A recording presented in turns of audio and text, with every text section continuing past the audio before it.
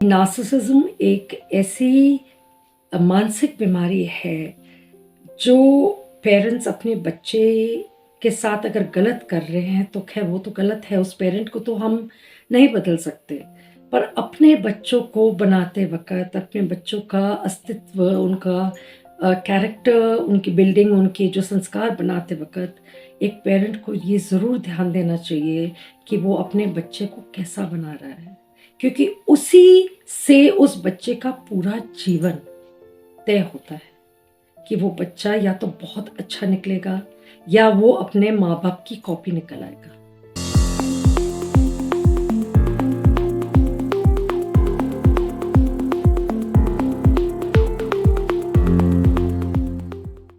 एक बच्चे की जो पर्सनैलिटी होती है पूरी, वो एक्चुअल में बचपन में डिज़ाइन हो जाती है।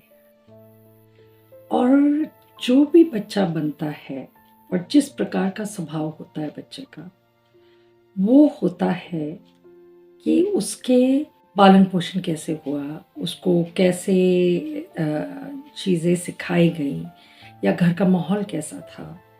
तो ये सब चीज़ें मैटर करती हैं एक बच्चे के पूरे चरित्र को तैयार करने में। अब नॉर्मली यही सुनने को मिलता है और देखने को भी मिलता है कि पेरेंट्स जो होते हैं, वो बहुत बड़ा सबसे बड़ा रोल प्ले करते हैं बच्चों की अपब्रिंगिंग में, बच्चे को बड़ा करने में, बच्चे को हर चीज़ सिखाने में। पर अगर बच्चा ऐसे माँ-बाप का बच्चा हो, जिसका जो पेरेंट है या दोनों या एक पेरेंट, अब माँ भी हो सकती है या उसके पिताजी भी हो सकते हैं, नार्सिसिस्ट हो।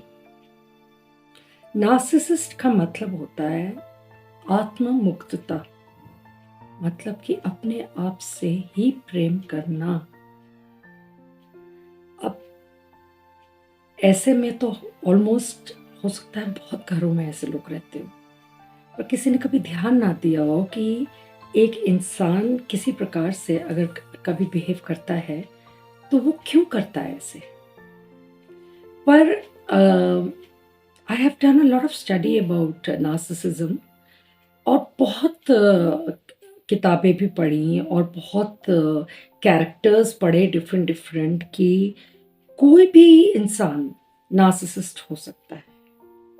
अब जो नार्सिसिस्ट इंसान होता है, उसके अंदर कुछ ऐसी ट्रेट्स होती हैं जो कि किसी भी इंसान को उसके साथ रहना बहुत मुश्किल हो जाता है। क्योंकि वो जो इंसान, चाहे वो औरत हो या आदमी, उसकी जो उम्मीदें होती हैं, उसका जो स्वभाव होता है, जो उसका आत्म प्रेम होता है, उस इंसान के सामने कोई इंसान खड़ा नहीं हो सकता और ना ही वो इंसान को खुश किया जा सकता है किसी भी परिस्थिति में जाके या किसी भी स्थिति में आप अपने आप को ढाल लें, वो इंसान आपसे खुश नहीं होगा। आज मैं बात करने जा रही हूँ एक ऐसे पेरेंट की।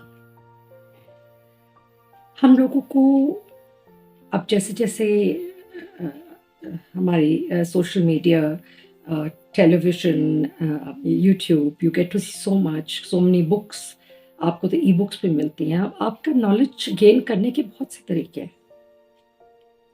तो कइयों ने नहीं भी शायद इसके बारे में सुना हो या पढ़ा हो, but anybody can go on to check in books या on YouTube to find out कि किस प्रकार के लोग होते हैं दुनिया में, क्या-क्या पर्सनैलिटीज़ होती हैं। तो उनमें से एक होती है नार्सिसिस्ट और वो भी एक पेरेंट। अब जो नार्सिसिस्ट पेरेंट होता है, वो हमेशा अपने घर में अगर उसके बच्चे, मान लो एक पेरेंट के 3 बच्चे हैं। उसका जो एक बच्चा होगा, उसके साथ जो व्यवहार होगा उस पेरेंट का, उस मदर या फादर का, वो ऐसा होगा कि उस बच्चे की पूरी पर्सनैलिटी, पूरा अस्तित्व हिल जाएगा, या पता नहीं, ये भी कह नहीं सकते कि वो इंसान या तो बहुत अच्छा निकल के आएगा, या हो सकता है उन्हीं की तरह बन जाए, या उसे दिखे कि जो हो रहा है, मेरे घर का जो माहौल है, जो यहाँ पे हो रहा है, मैं उसको फाइट नहीं कर सकता। तो क्योंकि वो फाइट नहीं कर सकता बच्चा, तो वो बच्चा फिर उसी माहौल में अपने आप को एडजस्ट कराता है, क्योंकि छोटेपन से, बचपन से ही होता है जो भी होता है। तो वो सोचता है बच्चा कि मैं बेस्ट है कि मैं घर की परिस्थितियाँ और माहौल के साथ ढल जाऊँ, ताकि घर का माहौल ठीक रहे। अब ऐसे बच्चे को स्केपगोट कहते हैं, अंग्रेजी में स्केपगोट, हिंदी में और इंग्लिश में। और हिंदी में मैं आपको उसको एक से ईज़ियर टर्म से एक्सप्लेन कर देती हूँ कि नॉर्मली तो लोग कहते हैं कि किसी भी इंसान को बलि का बकरा बना देना, but I would not like to use that term. तो let's call that child a helper child, वो शायद ज़्यादा अच्छा साउंड करेगा। तो वो जो बच्चा होता है वो बाय डिफ़ॉल्ट अपने आप एक हेल्पर चाइल्ड बन जाता है। Now what is a helper child?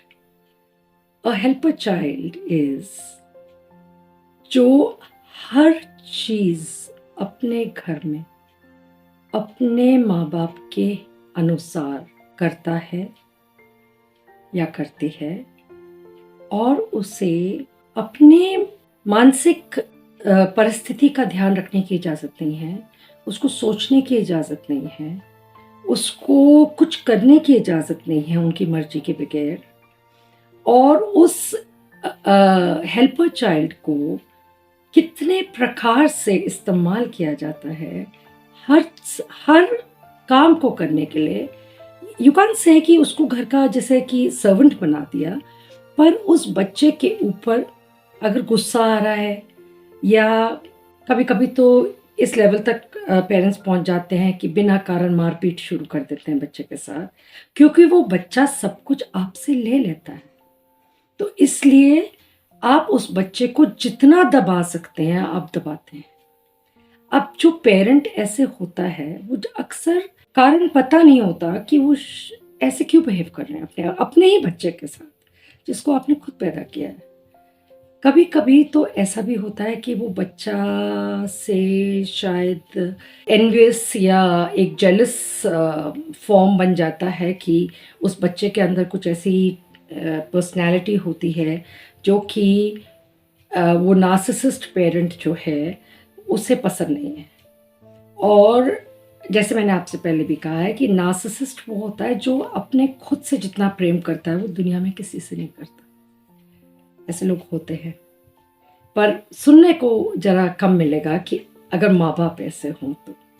तो इसका मतलब उस घर का पूरा कॉन्स्टिट्यूशन ऐसा होगा कि उस घर के जितने भी लोग रहते हैं, 2 मान लो जैसे मैंने आपसे कहा था 3 भाई-बहन हैं, तो बाकियों को भी उस माहौल से वो परिचित होंगे।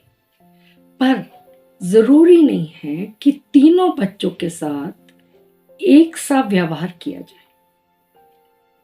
हो सकता है कि वो सिर्फ़ एक बच्चे के ऊपर उठता है, कि वो बच्चे को हर प्रकार से दबाया जाता है, उसको उसके कॉन्फिडेंस को ख़त्म किया जाता है, उसको हीन भावना का शिकार बनाया जाता है, उसकी सेल्फ एस्टीम बहुत बुरी तरह असर होती है, और वो बच्चा अपने घर की परिस्थिति से भागने की कोशिश भी करना चाहे तो भी नहीं जा सकता, क्योंकि वो एक तो बहुत कमज़ोर हो जाता है बच्चा मानसिक रूप से, मतलब उसमें इतनी हिम्मत नहीं होती खड़े होने के लिए, और वो भी अपने माँ-बाप के खिलाफ बच्चे कहाँ खड़े हो सकते हैं।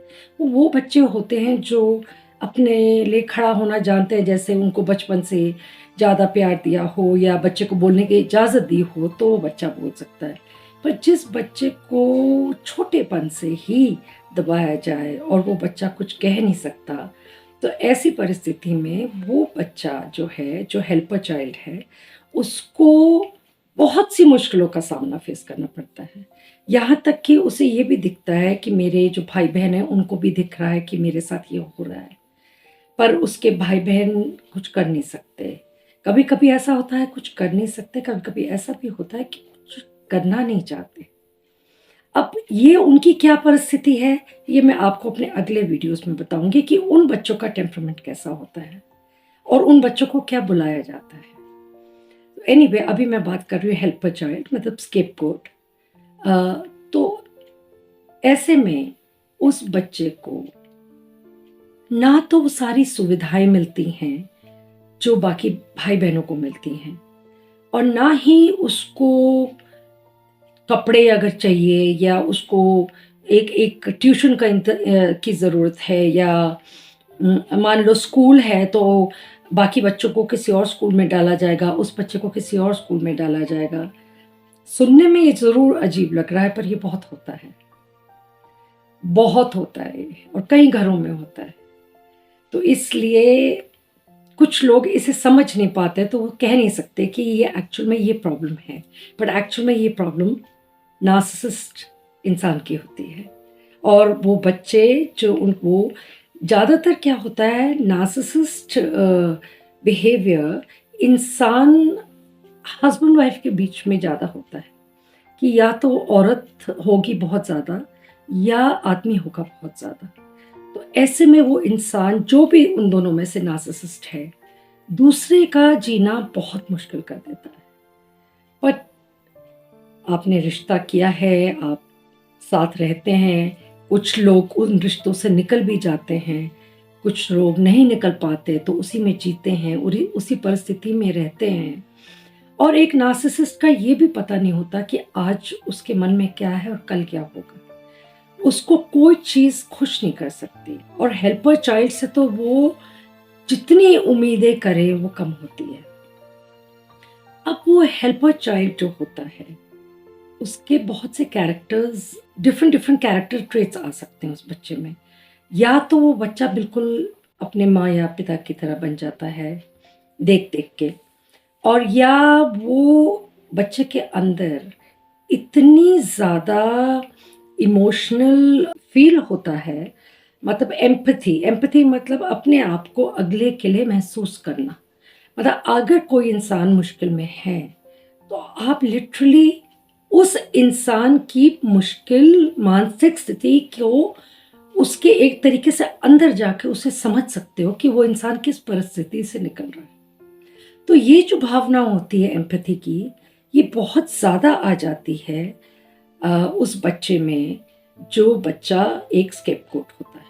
और ऐसा बच्चा ज़्यादातर सारी उम्र अपने माँ-बाप के अधिकतर अपने माँ-बाप के बहुत नज़दीक रहता है। परिस्थितियाँ, हालात, क्या वजह है, ये हम नहीं कह सकते बट समहाउ कुछ ऐसे लकी होते हैं कि उनको जीवन में आगे जाके अगर लाइफ पार्टनर बहुत अच्छा मिल जाए, तो उनको एहसास होता है कि मोहब्बत कैसी होती है, इमोशंस क्या होते हैं, एम्पैथी क्या होती है और वो उस चीज़ को बहुत वैल्यू करता है बच्चा कि उसको इतना कुछ जो उसने बचपन से देखा नहीं, वो उसे देखने को मिला। पर अगर वो बच्चा अगर अपने माँ या पिता की तरह ही बन जाए, तो वो दूसरे इंसान के लिए तो प्रॉब्लम हो जाएगा। और अगर उसका ही रिश्ता या शादी ऐसे इंसान से हो जाए, जो खुद भी एक नार्सिसिस्ट है। अक्सर सुनने को मिलेगा कि आदमी लोग अधिकतर नार्सिसिस्ट होते हैं, पर आज की तारीख में औरतें, बच्चे, कोई भी नार्सिसिस्ट हो सकता है, किसी का नहीं पता। ये आपके टेम्परामेंट पे डिपेंड करता है और हम अक्सर किसी के टेम्परामेंट के बारे में कह देते हैं कि वो गुस्से वाला है या वो बहुत मूडी है और वो बहुत अजीब प्रकार से बिहेव करते हैं।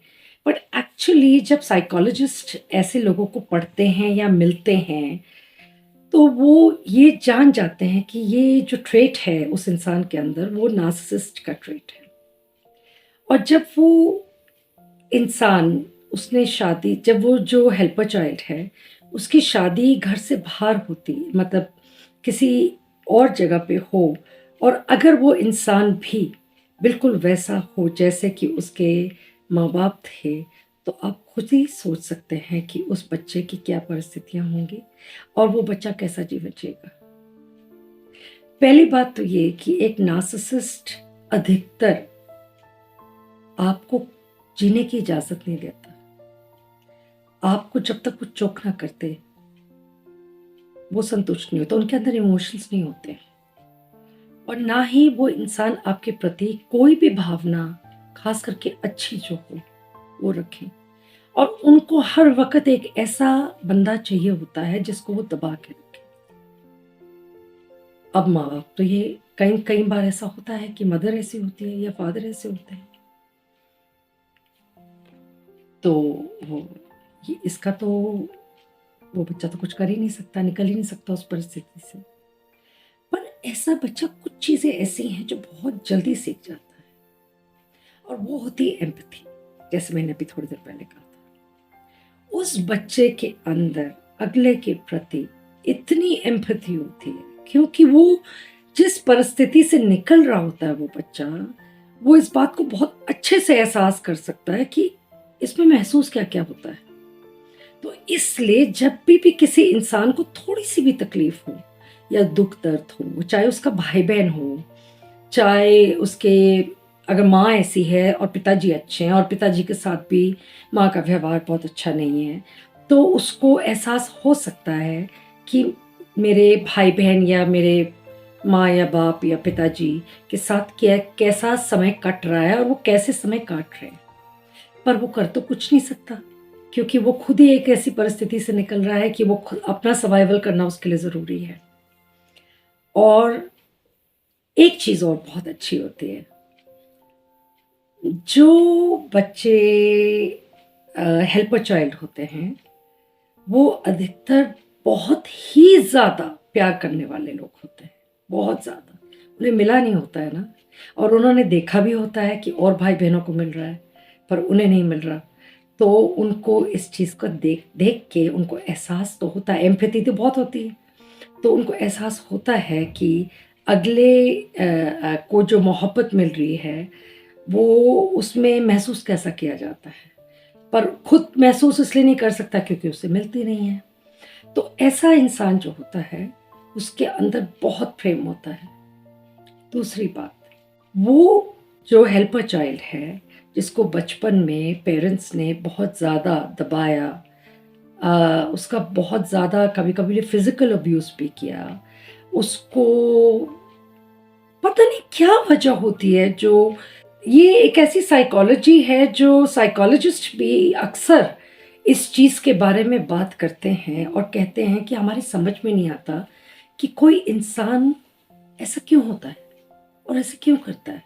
और कितनी आप बुक्स पढ़ लें, कोई साइकोलॉजिस्ट से भी बात कर लें, तो वो अधिकतर यही कहते हैं कि जो इंसान नार्सिसिस्ट होता है, वो इंसान को एक साइकोलॉजिस्ट या साइकियाट्रिस्ट भी समझ नहीं पाता, ना चेंज कर पाता है।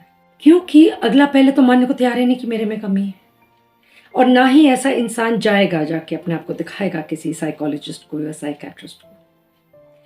तो जब वो इंसान को 100% अपने आप को सही समझता है, तो वो इंसान एक साइकोलॉजिस्ट तक शायद ही पहुँचता है।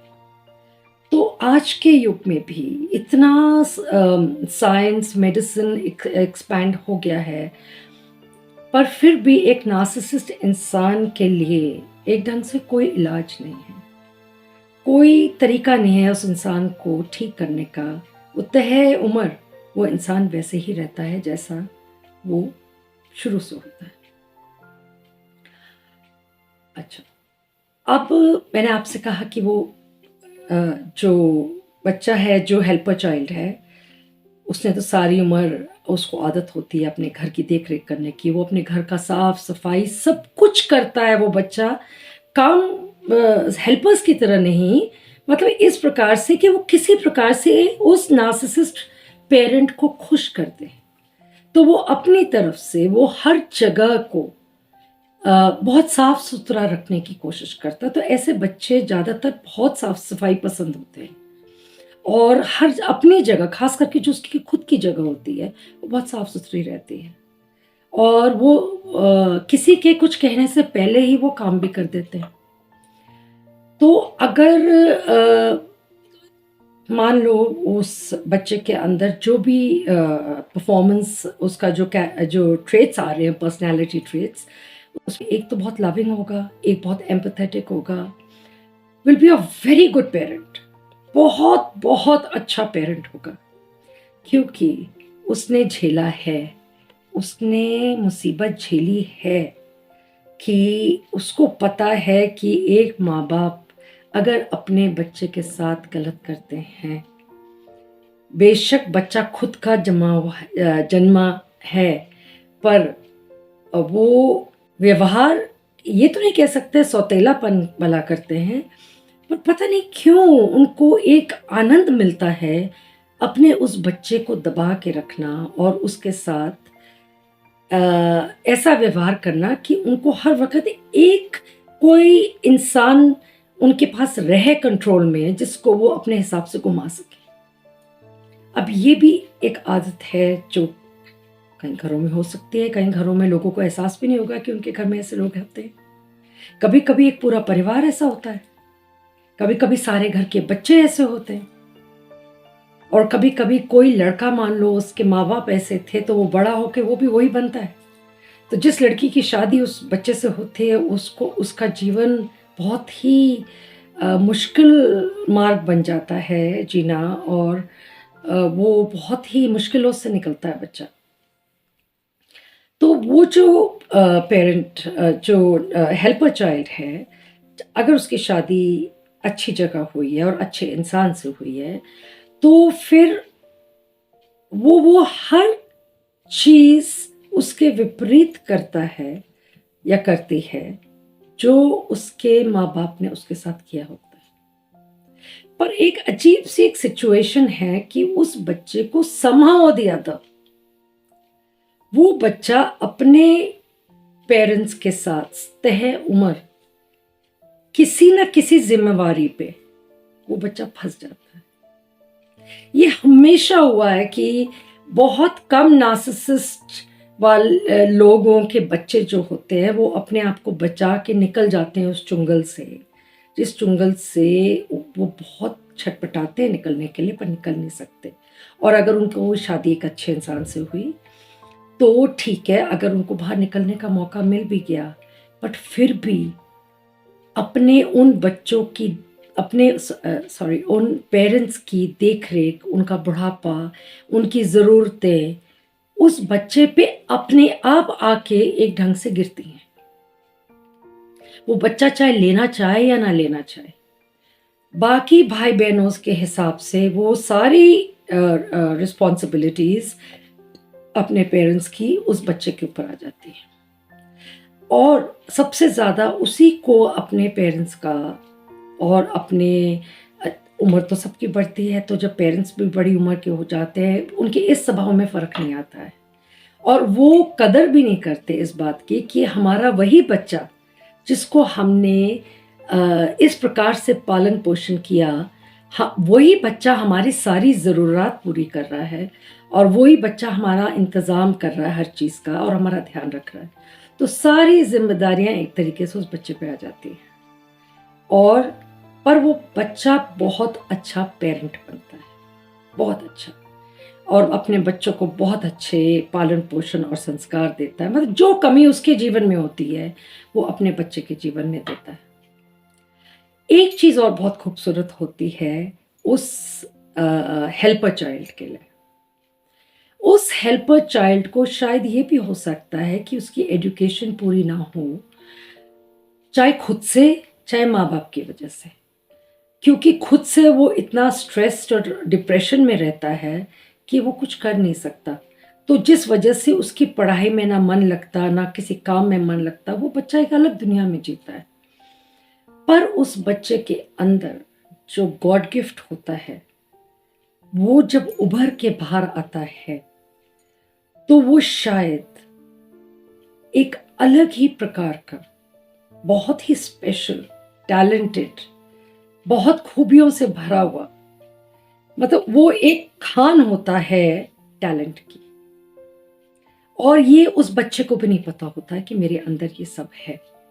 ये उसको तभी पता चलता है जब वो उस परिस्थिति से निकल के, उसकी शादी एक अच्छे इंसान से हुई होती है जो कि उसका ध्यान भी रखता है, और कॉन्फिडेंस बिल्डअप होना शुरू होता है। तो वो हेल्पर चाइल्ड जो होता है वो हौले हौले एक्सप्लोर करना शुरू करता है कि मेरे अंदर तो बहुत टैलेंट है, बहुत कुछ है। क्यों? क्योंकि बहुत ऑब्जर्वेंट होता है ना, बहुत समझ के चला होता है वो बच्चा बचपन में।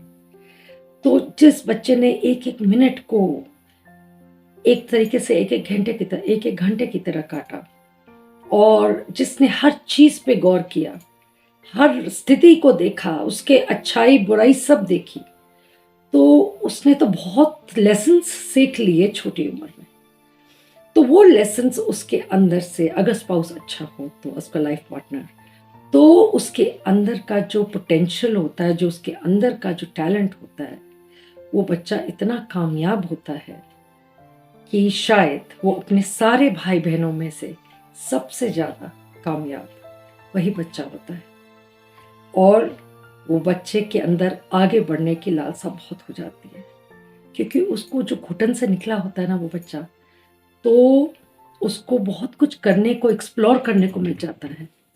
पर बात वही आके रुक जाती है कि वो हेल्पर चाइल्ड अपने पेरेंट्स के लिए हेल्पर ही रहता है हमेशा।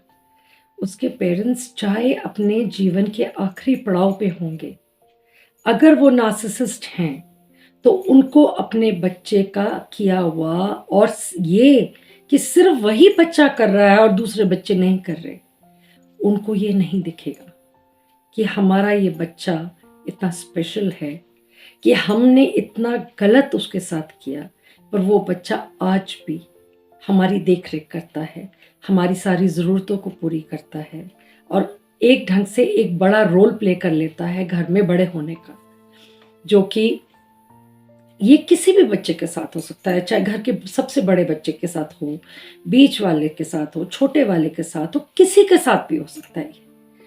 तो ऐसी परिस्थिति में बहुत दुख होता है ऐसे बच्चों के लिए, क्योंकि अ, मैंने अक्सर कहा है कि मैं किसी भी विषय में जब बात करती हूँ तो जब तक मुझे उसकी पूरी इन्फॉर्मेशन नहीं होती, मैं उस विषय को पिकअप नहीं करती हूँ। और जब मुझे उसके पूरे डिटेल्स पता होते हैं, या उसके ifs and buts and pros and cons पता होते हैं, मैं तभी उस विषय पर बात करती हूँ।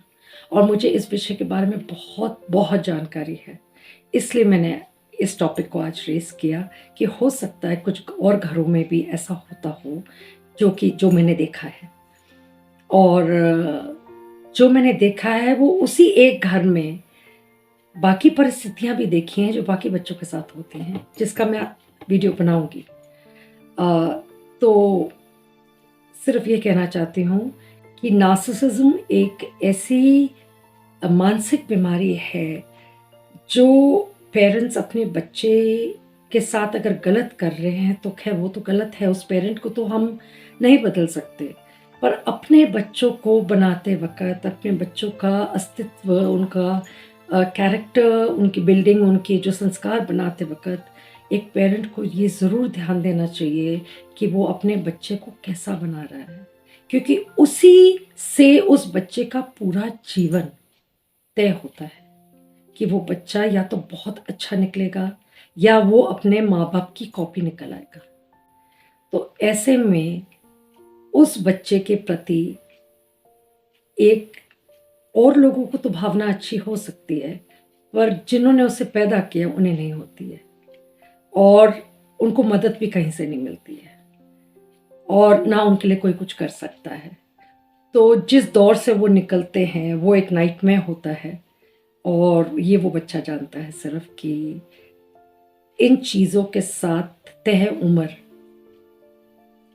चलना, झेलना और जीवन सारा निकाल देना, ऐसे ही चलते चलते क्योंकि फिर वो जो हेल्पर चाइल्ड होता है, वो हर जगह उसकी आदत होती है आगे बढ़-बढ़ के काम करने की। उसको किसी को काम बताना भी नहीं पड़ता, वो खुद ही सारे काम करता है। वो अपने आप बिना कहे पहले से, क्योंकि उसको इतनी आदत होती है दूसरों को खुश रखने की, कि वो उसकी ये आदत कंटिन्यू करती है अपने परिवार में भी, अपनी फैमिली के साथ भी, मतलब जो कि उसके अपने स्पाउस है और अपने बच्चे होते हैं। सो इट्स जस्ट दैट जो पेरेंट्स अपने बच्चों में फ़र्क करते हैं और सोचते हैं कि हम नहीं कर रहे, वो ज़रूर गौर करें कि कहीं उनके फ़र्क करने से उनका बच्चे का पूरा जीवन बिगड़ ना जाए। क्योंकि आप एक बहुत बड़ा गुनाह कर रहे हैं, किसी बच्चे को ऐसी परिस्थिति में पहुँचाना कि वो बच्चा में इतनी हिम्मत भी नहीं होती कि वो जाके खुद को कुछ कर सके। एक और बात, वो बच्चा जहाँ जाता है, स्कूल जाएगा, अगर अपने टीचर्स के साथ इंटरैक्ट करेगा या किसी के साथ भी मेल-जोल करेगा, उस बच्चे को हर वक़्त दब के जीने की आदत होगी। इसलिए वो बच्चा जब अगर स्कूल भी जाएगा, तो वहाँ वो जो और बच्चे होते हैं, जो बुली करते हैं, जो थोड़े दबंग होते हैं बच्चे, वो उनको बहुत दबाते हैं। तो एक ढंग से तह जीवन उन्हें दबाया ही जाता है। पर भगवान का भी एक बहुत अच्छा रोल है इसमें, कि वो बाद में उस बच्चे को वो सारी चीज़ें देता है, वो सारे गुण, वो सहन शक्ति, वो सारे वो लोगों के प्रति करने की इतने भरपूर इच्छा, कि ऐसे लोग दुनिया में बहुत कम पाए जाते हैं। बट ठीक है, बच्चा बना, ऐसा बना, बट कितनी मुश्किलों से निकल के, एक ढंग से आग से निकल के वो बच्चा तप के बन के आया है वो, जो कि कायदे से और भी बहुत तरीके होते हैं एक बच्चे को अच्छा इंसान बनाने के लिए। मैं सिर्फ यही कहना चाहती हूँ कि सब पेरेंट्स इस बात पे ध्यान दें कि कभी भी बच्चों में फ़र्क ना करें, क्योंकि वो बच्चा देख रहा होता है और उसे पता होता है कि मेरे साथ फ़र्क किया जा रहा है। कुछ लोग शायद कहेंगे हमने आज तक ऐसी बात कभी सुनी नहीं, और कुछ कहेंगे कि ये बिल्कुल गलत है, पर जो मैं कह रही हूँ 110% सही कह रही हूँ, ये होता है, बहुत होता है। हो सकता है आपके संपर्क में ऐसा कोई ना आया हो, पर होता है। Thank you. मैं अभी और वीडियोस बनाऊंगी इस पे, क्योंकि मैं उन बच्चों के बारे में भी बनाना चाहती हूँ जो उसी परिवार में पले थे और उनको किस प्रकार से पालन पोषण किया गया था। थैंक्स।